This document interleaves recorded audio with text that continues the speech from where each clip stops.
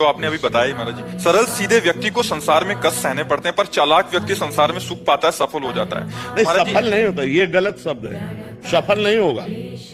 कभी कोई चालाकी से सफल हो सकता है। रावण जैसा कोई चालाक पुरुष था, सब विद्याओं का ज्ञाता, परम चालाक था। कालनेमित से बढ़कर कोई चालाक था? पूरी संजीवनी बूटी जैसी ही द्रोणागिरी में हर औषधि को कर दिया और साधु बनकर बैठ गया। हनुमान जी ने मार डाला, राम जी ने रावण को मार डाला, रहा न को कुल रोवन हारा। चालाक पुरुष सफल कैसे हो सकता है? नहीं, सीधा सरल पुरुष कष्ट पा सकता है, पर सफल सीधा सरल सच्चाई पर चलने वाला हो। जैसे धर्मराज युधिष्ठिर बिल्कुल सीधे थे, यहाँ तक इतने सीधे थे कि युद्ध क्षेत्र में कल कौन सी रणनीति है वो जाके दुर्योधन सीधे पूछ लेता था।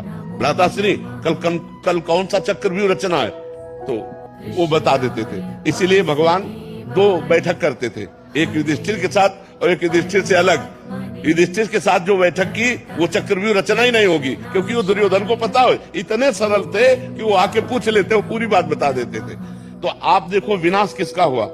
चतुर चालाक, जिसके साथ शकुनी, दुशासन, कर्ण, दुर्योधन के साथ इतने चालाकी की हद थे ये लोग।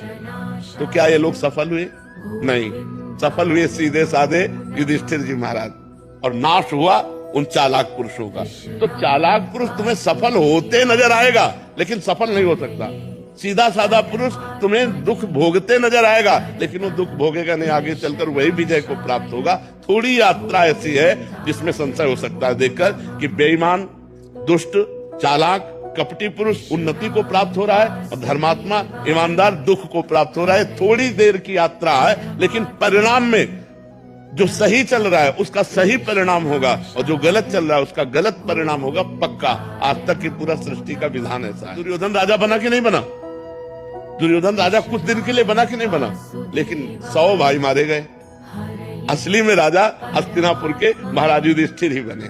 थोड़ी देर के लिए वो पद, वो दिखाई दे सकता है कि वो बेईमानी, चालाकी करके, फ्रॉड करके पद को प्राप्त कर ले। ऐसा हो सकता है, मान सकते हैं, उसका पुण्य उसको साथ दे सकता है, लेकिन परिणाम, जो जीवन का परिणाम है, वो ये पद नहीं है।